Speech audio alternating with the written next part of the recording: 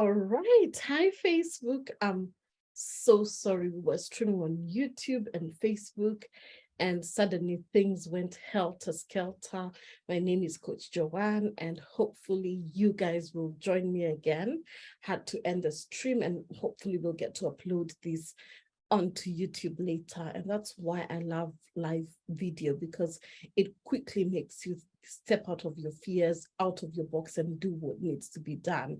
So we are streaming on Facebook. Let me just confirm that that's actually happening. I was right in the middle of playing a song for you guys, and then suddenly I was shocked that I wasn't showing live. So let me know that you're there. Say hello. Okay, I can see you joined me on YouTube. Say hi. Not YouTube, Facebook. It's so confusing, all these things. Can somebody say hi to me? Let me know that we're together and that you are with me. And I really thank you all for bearing with me, because as I said, I was caught unawares. And that's why I say that one of the things that entrepreneurship does, it makes you really think out of the box and really think like on your feet. I had to think on my feet real quick how to get this party moving. And I know that most of the time when such a thing happens is because this message is meant to shift somebody's life. This message is actually meant to be hard, and that's why we are having some of these disruptions that are happening. So let's get on with it. Some of you were there with me and you had me play the song. We're not going to play it again. Hi, Joanne. How are you? My namesake. Invite a friend. Let them know that we are live. And yeah, let's get moving. So greet me, guys. Let me know where you're streaming in from. I'm just trying to get myself settled. So can you let me know where you're watching from, streaming in as we talk about It's Now or Never? And I had just started talking earlier, to you guys, and I was just sharing a couple of things that I thought were so important. And I played this song, but we're not going to go back to that for purposes of time. But one of the things that I've recognized, and there's a pattern that I hear from my clients, is I wish I had done this earlier. I wish I knew this I had gotten this information before. I wish. And right now I want us to get out of that land of wishing into the land of doing. And there's a saying that I like that says something like this: someday you said you'd do it yesterday. Yesterday you said you'll do it today. Today, if you push it to tomorrow, it's likely tomorrow you'll shift it to someday. Do it now. Can somebody get that? Do it now. And many of us are in the habit of procrastinating. Many of us are in the habit of saying that we're going to do tomorrow what we can do today. So I want you right now to write in the chat that I will do it now. That's an affirmation. You're speaking life to yourself that you're going to do it now. And I was having a conversation with a really good friend of mine about some of the opportunities that, in my own life, I feel may have passed me, and we're not going to go into details about that. But there was one particular one that that I remembered, and it was a few years back where an opportunity came by for me. Somebody gave me a really, really, really, really good deal. And I remember when they shared it with me, I was like, yeah, this is really good. This is exciting. And human nature, the more you listen to a deal and the problem, sometimes you share it with the wrong people. There are people who will come back and tell you what, if the deal is too good, think twice. Where you then start talking to yourself out of something that could potentially be a life changer for you. So in this particular instance, I made a mistake of, seeking, we're told, the Bible tells us to seek wise counsel, but sometimes the counsel that we seek may not be necessarily wise. And what happens is that sometimes we seek counsel that drags us into their own insecurities, that drags us into their own fears. So say I'm not going to be dragged into other people's insecurities and their own fears. And oftentimes when we're making decisions as grown adults, we want to sort of feel we're making the right decision, and we run it by people who were not given the vision. And there's a saying that I always say, that when God gave me the vision, or when God gives you the vision, it was not a conference call. And now here you are something that has been downloaded to you, suddenly deciding you're going to share it with somebody who will not get it. Sharing it with somebody who is completely unattached to the vision, or is completely unattached to what has been shared with you. And why I'm sharing this with you is because many of us have let go of promises that were given to us simply because, number one, we did not take advantage of the opportunity as it was, or we actually decided to seek validation from the wrong places. So I want to start by saying that tomorrow is promised to no one. As we heard from the song I was playing earlier, it's now or never. You don't want to live a life of regret. Prioritize today accordingly. And one of my mentors usually says, what is now? What is now? Now is 0 to 5 seconds. So if you can put that in the chat, now is 0 to 5 seconds. And for me, now means no opportunity wasted. I say this all the time. And how many opportunities are you wasting? So before we go into anything, I just want to give you 5 principles from my own life that will really help you into understanding the importance of now, that all we have is now, this moment. And one of the things that I have understood as I have been running this business and doing the work that I'm doing for the last few years is that one of the ways that you overcome paralysis and start taking action towards your goal is to be like Richard Branson. You guys know him, a very, very, very, very, very serious British entrepreneur, right? And he says, start before you feel ready. Many of us are like, I'm gonna do something when I'm ready. And let me tell you this, let me burst your bubble right now. Let me burst your bubble right now. There is never a time that we will feel ready. There's never a time that you will sit and be like, I'm ready to do this thing. There's never a time, ask anybody, there's never a time that even a parent says that I'm ready to have the child. So the child comes and you go on with the thing, right? And bring up this child in the ways that are right. But you never have like a recipe. You never have like a blueprint of how to do it. And many of us are like, I'm going to start when I'm ready. And that's one of the reasons why we are having the Purposeful Business Launch Bootcamp this Saturday. And if you've not signed up for that bootcamp, I would say it's now or never, because we will not be running it again this year. And this Purposeful Business Bootcamp is exactly that. You want to launch a purposeful business, and you've been saying that you're going to launch it before the end of this year. You've been saying it forever.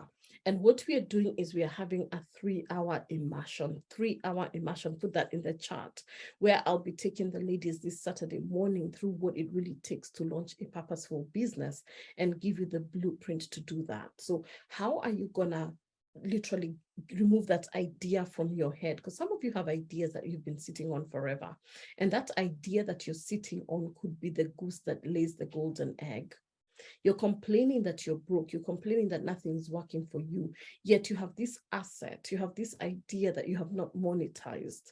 So what we're going to do on Saturday is to really show you how you can monetize your magic, how you can step into that space where you're moving out of fear, where you're moving out of analysis paralysis, and where you're taking practical steps into launching your prosperous, profitable and purposeful business. So team, if you can put the link for that, it's a no-brainer, $37, 3 hours Saturday morning, and I'm gonna give you the full laydown of what it really takes, and of course so much more, right? I'll give you different business. For some of you don't have no idea what business can I do, I'll give you different strategies, different businesses that you could consider. So half the work is done for you. Your work is literally to step into that room and gorge of all the material that I'm going to share with you then. So that said, I want to continue sharing. So Richard Branson, I was talking about Richard Branson before I shared a little about the business bootcamp. He started so many businesses, so many ventures, so many charities and expeditions that it's simply not possible for him to even have felt any sense of preparedness or even felt qualified and ready to start any of them. And that's why, there's a statement that says God does not call the qualified, he qualifies the called. And many of us have been, we are waiting to be qualified. But when you accept the calling and allow to be yourself to be qualified as you start, is only when the magic is going to happen. Richard Branson, he had never flown a plane and he did not know anything about the engineering of planes, but he started his airplane company anyway. You guys know Virgin is his, right? And he's a perfect example of why the chosen ones choose themselves. I always say that sometimes you have to take a stand for yourself, even if everybody else does not see it. Many of us are waiting for validation from other people. Many of us are waiting for permission from other people. Many of us are waiting for people to be for us. Whereas, there has to be a point in your life where you take a stand for yourself and you're like, you know what? This is the time for me to do that thing. This is the time for me to pursue my divine purpose. This is the time for me to pursue my calling. And one thing I know for a fact, because I've been there so many times, is that you're bound to feel three things, and if someone can put them in the chat for me, three things that I know will always come, is that you'll feel uncertain. You're like, should I not? Uncertain. You'll also feel unprepared, like, oh my God, I just need more time to get this thing moving. If only I had, but let me tell you, and the third one is you will feel unqualified. This is where the imposter syndrome comes in. And I've talked about this so many times before. I've actually even done a podcast, a podcast show on imposter syndrome. So if you're not on my podcast, the next level on purpose podcast, we're on a season break right now, but go and listen to the imposter one. That was one very powerful episode. But let me assure you of this right now.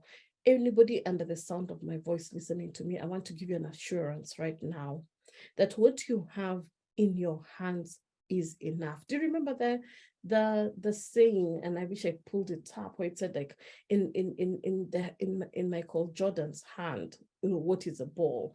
In Tiger Woods' hands, and I want you to think, what's in your hand right now? What is it that you have, that you've been given, that in your hand can completely change the trajectory of your life? And I want to say this: you can plan all you want. I remember my friend sharing something with me. She had planned a holiday, and she may be watching this. They had planned a holiday with their husband. They were going for about 5 days, and they had chosen they had paid for their air tickets. They had chosen the best hotel. They had already made plans to have dinner with their friends and family who were in the place they were visiting. And literally the day before they were to travel on the Friday, so on Thursday, she starts feeling really sick, and she's like, oh, I'm fine, it's nothing major. So she decided to take her vitamin C's and really, take the medicine, just try to get herself better. And her little girl comes to her and she's like, Mommy, I'm not feeling well. And she's like, this is not good. Her and the daughter. And the husband takes them to hospital for, to be tested, and they find that they're COVID positive. And my friend was telling me, sometimes we make all the biggest plans in our lives, but God laughs. We make plans, but God laughs. And why I'm saying this is because she was like, she had created that itinerary to a T. She knew exactly the experiences they were going to have. And she was so angry.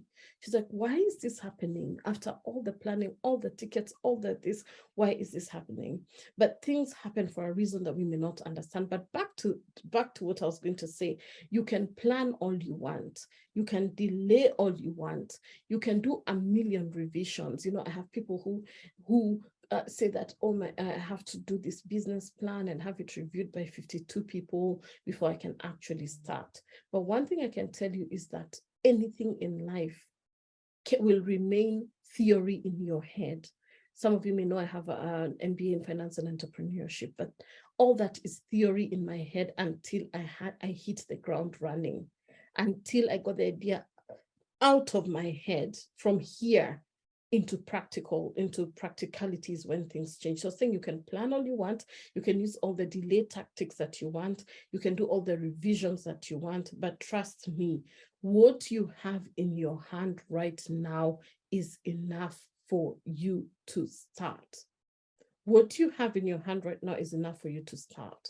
So it doesn't matter whatever it is, whether it's, as I said, you're launching the business. And for those of you who are joining the Purposeful Launch Bootcamp, I've got you, you're taken care of. 3 hours of serious immersion this Saturday on the 27th of August. And Tim has put in the information there. Or another thing you have been saying to yourself, you want to write that book. A lot of my clients are writers. I somehow attract so many people who love to write.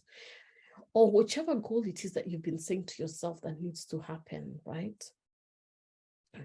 It's now or never. That's what I'm trying to say. Who you are, what you have, and the information and the knowledge that you have right now is good enough to get you started.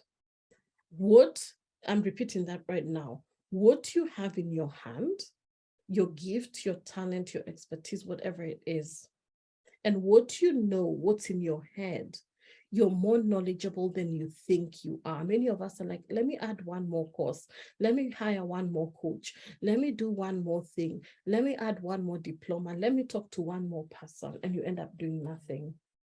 So I want to say that what you have right now in your hand and what you know right now is good enough to get you started.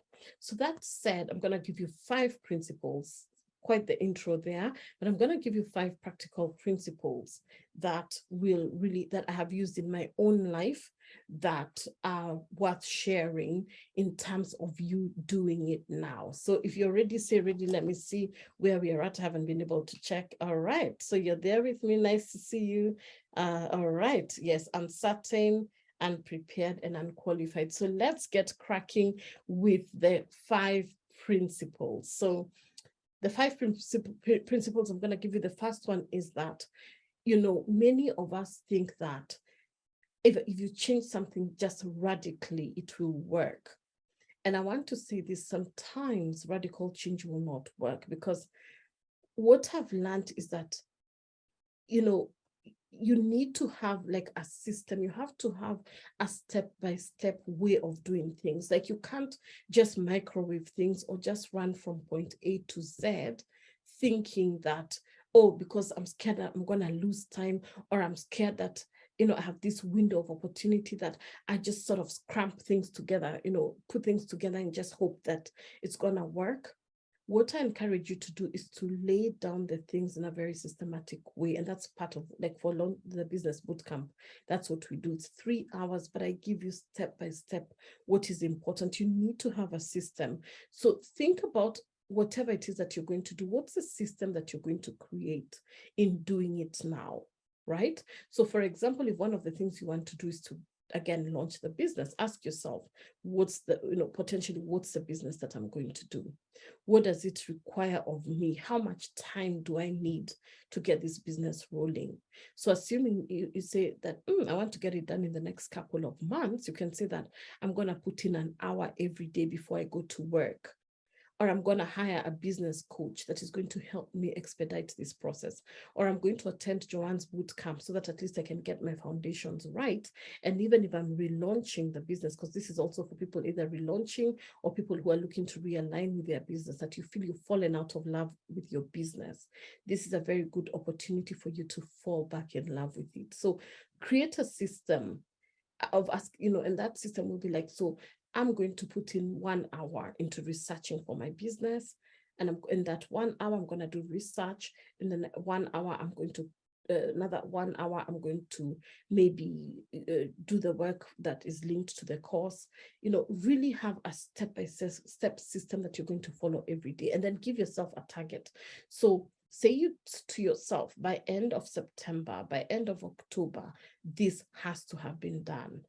Many of us, why we're not able to accomplish stuff is because we have a start. We say, I'm going to do it, but you don't have an end. You don't have, you don't say to yourself that by this time it has to be done. Does that make sense? Like, you don't give yourself that closure, that pressure. So in 2023, you'll still be launching that business if you don't take it seriously. Like, I'm serious. So say to yourself, I'm locking in these 3 hours. I'm going to be here. I'm going to listen to everything that she says. And then after that, I'm giving myself, say, a month to get myself going. So that, it's not radical, but you have a system and you have a blueprint that you're going to implement. And then also be aware that you're in it for the long haul. So for me, I'm very clear that when I'm putting my energy, my time into something, I'm in it for the long haul. It's not, I'm not doing this as a one-hit wonder. I'm not doing this just from an emotional stance. I'm doing this because this matters to me. This is my calling. This is my purpose. This is what I was put on earth to do. So I give myself that understanding that as I'm doing it now, I'm in it for the long haul. So write for me long haul in the chat. And then the second thing I would encourage you to think when you're doing something now is not to do it alone. Many of us feel like, I call entrepreneurship can be very lonely, and even life in general. Many people feel that they can be a lone wolf. But let me tell you this, a lone wolf will be eaten very quickly by the other animals that are out there. And many of us need to be in community. Many of us need to be surrounded by the right people. And I always say, seek wise counsel. I was talking to my friend earlier, and I was telling her about, we're talking about, as you know, I said I have an accountability partner, and literally all the things that were in my head, there are things that have been building up in my head that I wanted to do, but as I shared them with her, it really became so much clearer for me why I'm doing them. And she actually helped in a very, within the 1 hour that we meet, she was able to help me break down some things which to me were very all over my head, sounded really complex, but understanding that I have somebody to really help me get it out of my head and see it from a different perspective, because how we see things is very different from how other people see things. And oftentimes we see things from our own lens. We see things from our own inadequacies. We see our things from what's happening in our current circumstances.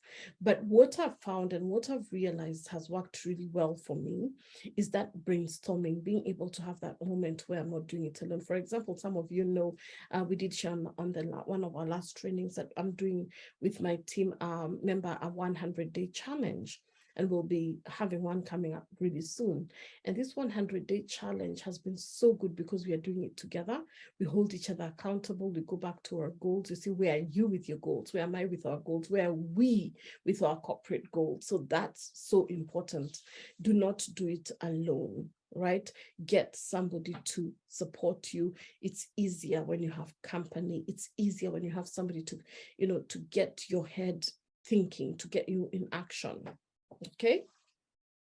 The third point is that, even as you have, as you're making the decision to do it now, right? If there's any block, you need to deal with that now. When I talk about a block, what am I saying? Ask yourself, if I've been saying I'm going to do this thing and I've not done it until now, what is stopping me? And I'll say this with absolute confidence because I've seen this over and over again. The moment you're getting resistance towards doing a thing, the moment you're so fearful or you keep talking yourself about doing something, there's something in it for you there. That's the more reason you should do it. Write that in the chat. I don't know how it's the shortening. That the moment you feel, let me say this again, the moment you get an idea or the moment something comes up to you, and you find yourself resisting it, or you find yourself talking yourself out of it, the more reason you should do that thing. Because that resistance is the thing that is actually, once you break through that resistance, you'll find out that on the other side of that was a very big blessing that was waiting for you. And many of us talk ourselves out of our blessings because we don't allow ourselves to break through resistance. We become so used to mollycoddling ourselves. We're so used to, babying ourselves and saying, oh, if you don't feel like doing it, don't do it. But I want to throw this to you right there. if you're finding that something keeps coming to you over and over again, and you keep talking yourself out of doing it, there's something that that lies in that thing, that could be your biggest breakthrough in your life. So if you're listening to me and you're listening well, I hope that you get that. So just get out of your own resistance and say to yourself that, you know what, for this thing to keep persistently chasing me, for this thing to keep persistently pursuing me, and I keep talking myself out of it, that's the more reason I should do it, right? The fourth element of why you should do it now, and what I found practically for me, is to find some way of finding pleasure in the doing, right?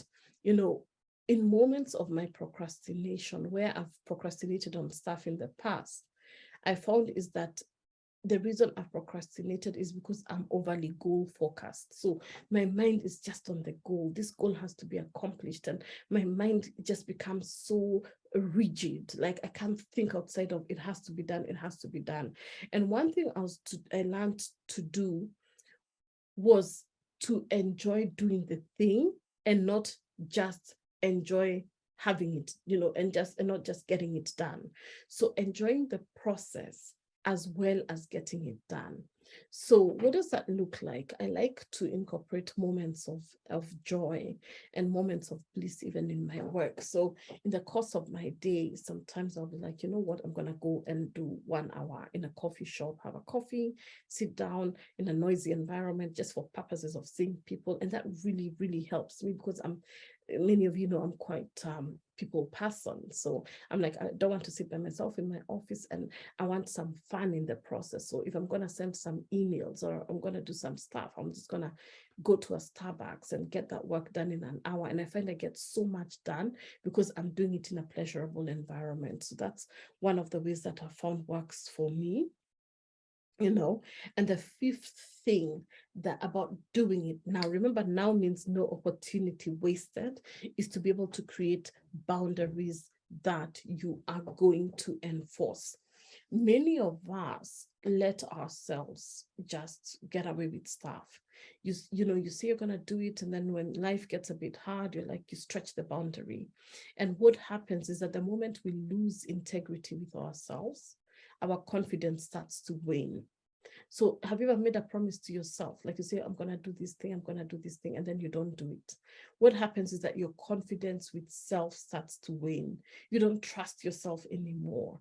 In your head, you're like, but I always say I'm going to do this thing and I don't do it. And the moment we start losing integrity with ourselves, the moment we start falling short of the things that we had said we're going to do, the more we start seeing our confidence levels and our self-esteem levels being affected. So I want you to learn to say no. I say this all the time. No is a complete sentence. Learn to say that, I don't have to do this thing for you at this particular point because I'm concentrating on a certain goal I have.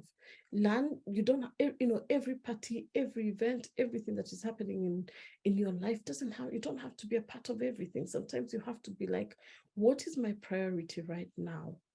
And feel zilch saying no, because no is a complete sentence. And I always say boundaries actually protect love. So for you to be able to be in a place where you will not be resentful towards the people, you have to say that, you know what, I would love to do this, but for not right now, given the goals that I have, given the agenda that I have, it just doesn't fit in well. And you keep your word to that, right? Because most of us, it's the fear of rejection, or the fear of hurting other people, or the fear of looking like,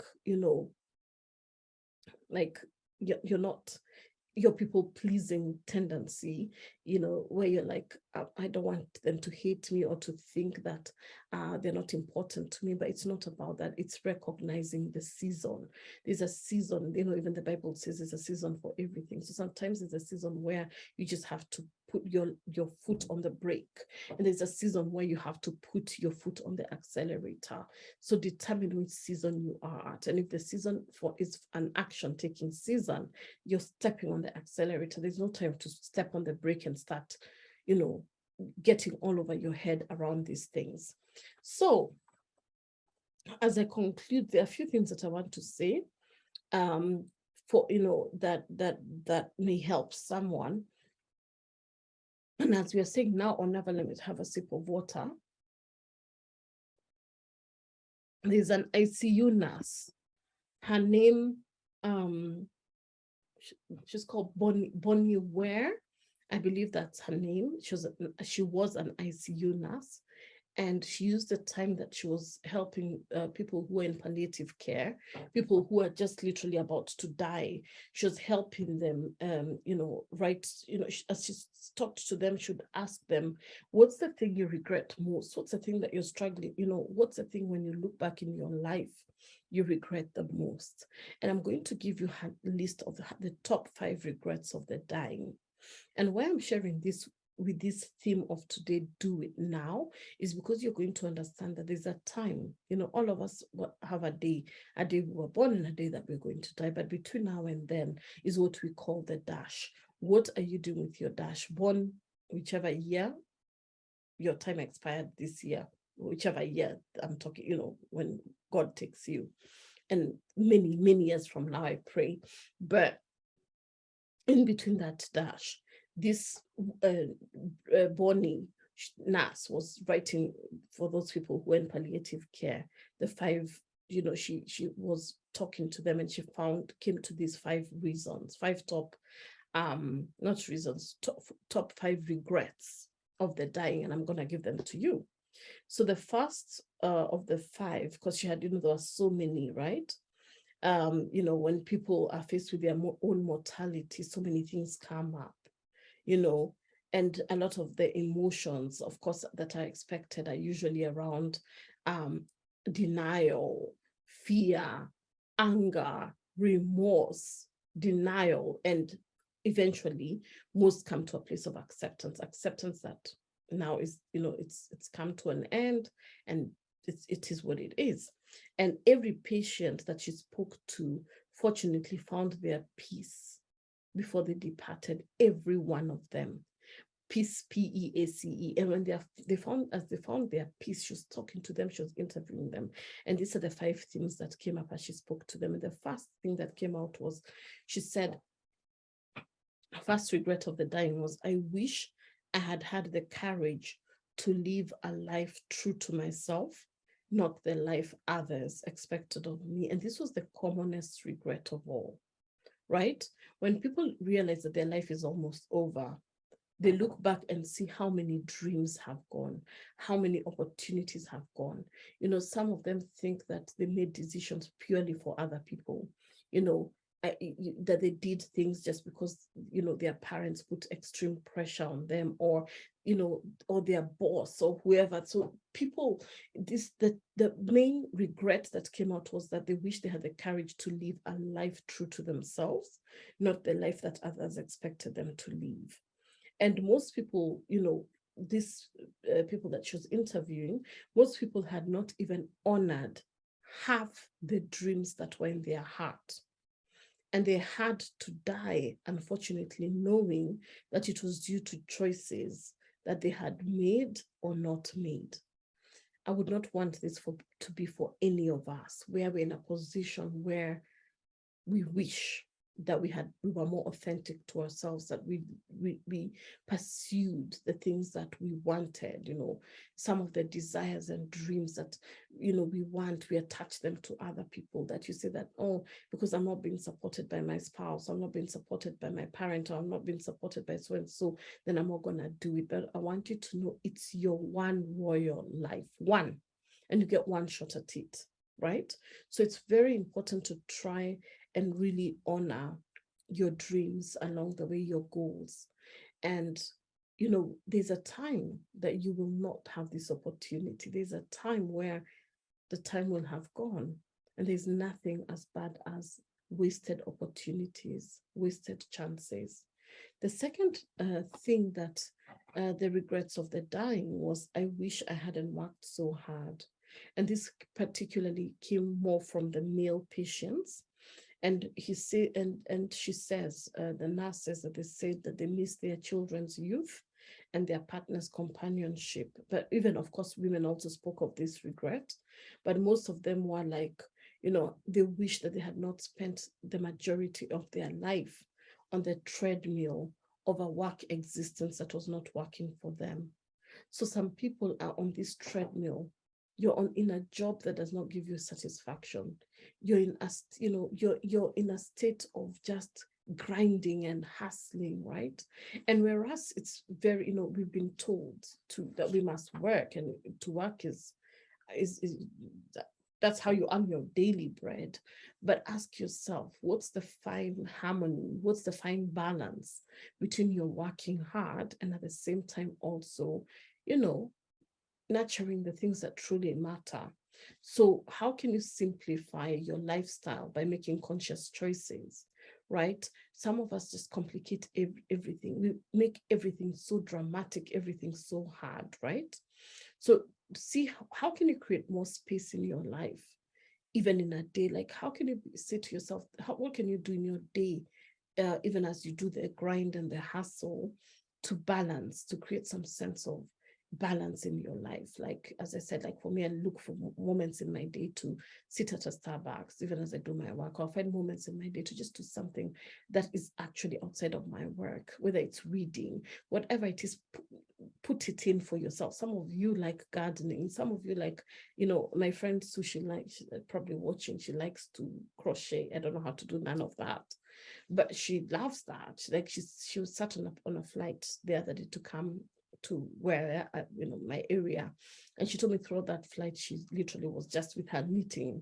And she's like, she learned this from her grandmom, and it's a thing that she likes, and she just knits, and she knits, and it's a hobby. So think about how you can create more space even as you do the things that you love, right? The third regret of the dying is, they said that I wish I had the courage to express my feelings, because many people suppress their feelings in order to keep peace with others, right? So as a result, they settled for a mediocre existence and never truly became who they were capable of becoming, because they just resorted to people pleasing. And some of the sicknesses and some of the illnesses that happen in our lives, and again, I'm putting a caveat here, I'm not a doctor, but it has been researched that many of these sicknesses that people have come from the bitterness and the resentment that you carry. You feel you're carrying a lot of anger, you're carrying a lot of bitterness, you're carrying a lot of resentment, and it actually becomes poison to your body, right? My dad always reminds me that the only person you're in control of is you. You cannot control the reactions of other people. You cannot control the behaviors and attitudes of other people. You cannot control, how people will treat you, but you are in control of how you treat yourself. What you choose to accept and what you choose not to accept. Respect begets respect. There are people who will respect you and honor you and love you, but there are people who will not. And that's okay. And that's where you set suitable boundaries, because you can't live a life where, you're being mistreated, or you're being mocked, or you're being, just because that these people must be there. No, they must not. Boundaries are so important. And sometimes you have to say, I will love you from afar. I love you. I do, but I love you from a distance. So that having the courage to really have the courage to express your feelings, and to also nurture your heart, because from your heart flows the issues of life. From your heart is the wellspring of life. From your heart flows the issues of life. If you don't tend to the garden of your heart, things will come out that could be potentially dangerous, things that could completely mess up your life. So be very careful with that, right? So release anything that is unhealthy in your life, anything that is toxic. Find ways of releasing it, because this is, part of why we don't do what we're meant to do now, is because that toxicity holds us back, and it becomes a very big block to us living out our purpose. The fourth regret of the dying was I wish I had stayed in touch with my friends. Often they would not truly realize the full benefits of, of their old friends until that time when they were at the end of their time. And many of them had become so caught up with their own lives, their spouse, their children, that they let golden friendships slip by. They let old relationships which were important to them just fall off the track. And and obviously when you're at that dying point, many people come to your mind, thoughts will come, right? And it's common for anyone who is living a busy lifestyle, to let friendships sleep, because you're so busy attending to what you need to attend to that you don't even realize that a week has passed, a month has passed, 2 months have passed. I was talking to my friend the other day on WhatsApp, and she's like, do you know the last time we actually had an actual phone conversation rather than typing? It was like a month ago. I'm like, what, a month? And I realized that that's how time just slips by, right? So I want you to understand that it's so important for you to nurture your close relationships, to nurture your friendships, right? To nurture the people that mean a lot to you. And at the same time, as I've said, sometimes we have those relationships that have to, end. And that's okay, because, there's that statement that says that there's a season for everything, and there's a season, there's a reason, and there's something else I forget. So some people perhaps are just for a season, some people are just for a reason, but identify which is which. And the ones who are meant to stay, please nurture them. You know them. They're people who have been with me through my lowest moments.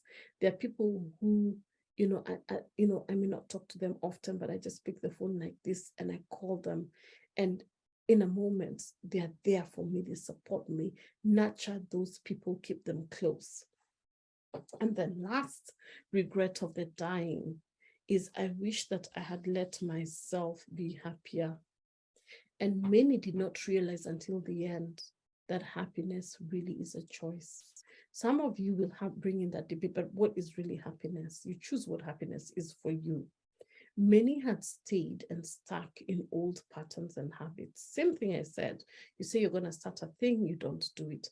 You have a start-stop cycle. You start today, tomorrow you stop because you're simply bored with it. Or even, or even just neglecting things, like you just neglect stuff, neglect people, neglect things, neglect. And you find that that comfort of familiarity, it also overflows into your emotions. You're too familiar. You have a familiar, and you have to literally pray against familiar spirits, the spirits that become so familiar with you that you don't even recognize. They become such a part of you. They just flow into you and you don't even realize. So ask yourself, what are these old patterns? What are these old stories? What are these old habits that are not serving me anymore? And be straight up with yourself about them, right? Fear of change, like I'm saying, you need a change. You need to launch that business. You need to write that book. You need to do blah, blah, blah. But you're so comfortable with these familiar spirits of yours that you don't even realize that you're operating under a stronghold that needs to be destroyed, that needs to be broken. And in your head, you convince yourself that it's okay, but deep inside, you know it's not okay. Deep inside, you know that you've settled for less than you deserve. Deep within, your longing for that joy of life. That is French, they say the joie de vivre, the joy of life, right? And I want you to understand that when it comes to happiness, define for yourself what happiness looks like for you. I can't define for you what happiness, what things give me joy, what things make me happy, what things, excite me are very different for other people, And that's why I say you really have to sit with yourself and ask yourself what really is important to you. And as you figure that out, see how you can get it out into your life more. So I'm going to finish with saying this, that before you jump out of this live stream, I don't know where you guys are, but I want you to think to yourself, what is it that you are holding on to that needs to be released, number one? But also, number two, what is the thing that you know in your heart you should be doing? What is a commitment that you're going to make to yourself, as I said, now is 0 to 5 seconds. Say to yourself, and if you can, you're brave enough to put it in the chat. Say, I've been, it's now or never for me in terms of, say, my health. It's never or now, it's never now or never in terms of my fill in the blank. It's now or never for me in terms of launching that business. It's now or never in terms of me nurturing whichever relationship, whether it's your relatives, your friends that you've not been in contact with for a while. Think about that. So I want you to put it in the chat if you're brave enough. So I'm going to wind up by saying this. At the end of the day, I've come to you and I've said, do it now. Now is no opportunity wasted. I've come to you and I've said to you, and I've beseeched you to live your life because it's yours. Don't be that people-pleasing person who's doing everything for everybody, but you're doing nothing for yourself. I want you to sit consciously with yourself and ask yourself, if literally today was the last day you're going to be on earth, that this is the last day, what do you need to do right now to get yourself moving? What is the most important thing that needs to be accomplished? And write that down. And I want you to understand that it is your life, yours. Your life is yours, mine is mine. Stop living your life for people. Stop being a people pleaser. Stop being one of those people who, that there are things you want to do, but you're so scared. You're living perpetual fear. You cannot make any decisions for yourself. Say that it's your life and you're going to make the decision. And that's why we have the Holy Spirit. We have that Holy Spirit inside of us that tells us. The Holy Spirit should be your guide every single day. Ask, show me what I need to do today. Direct me what I need to do today. Let me know which person I should contact. Let me know which person I should call. Let me know what needs to be nurtured in the here and the now. So I want you to choose consciously. I want you to choose wisely. Get that? Choose consciously, choose wisely, but above all, choose honestly. Be blatantly honest with yourself that it's going to be now or never, and then choose happiness. And before I finish, I just want to go back to where we started at the beginning, which was someday. You said you would do it yesterday. Yesterday, you said you'll do it today. Today, if you push it to tomorrow, it's likely tomorrow you'll shift to someday. So do it now. So I leave you now, and I leave you and love you right now. And I say that tomorrow is promised to no one. So prioritize today accordingly.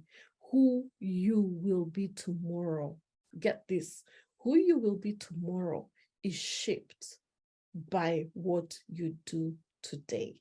So until next week, unfortunately, my YouTube people, we had a bit of a glitch, but we're going to have this uploaded later today. We're going to have the team put this on YouTube, but those on Facebook, I'm so happy that we got to do it. And if you feel that this material would help somebody, please do that. And for those of you who have not signed up for the Purposeful Business Bootcamp, the link is there. I'm going to pin it up for you. And I hope to see you on Saturday.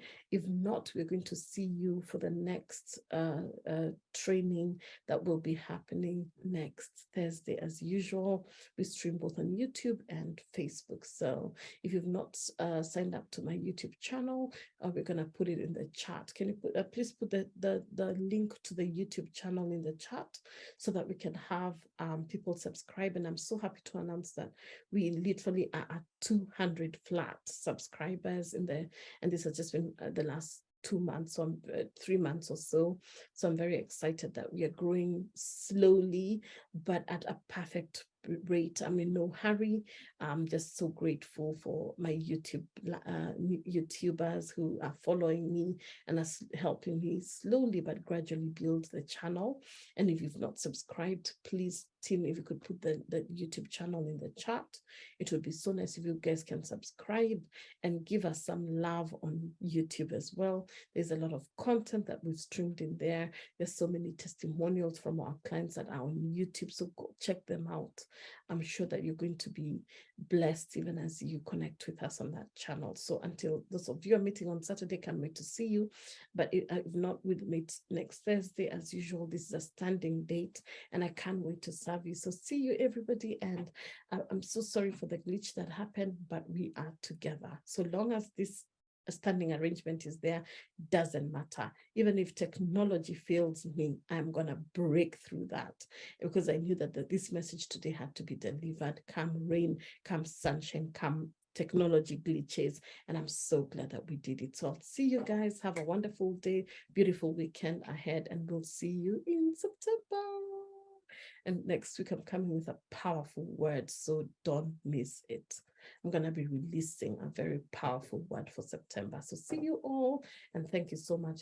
Send this to a friend and another friend and another friend. Bye-bye.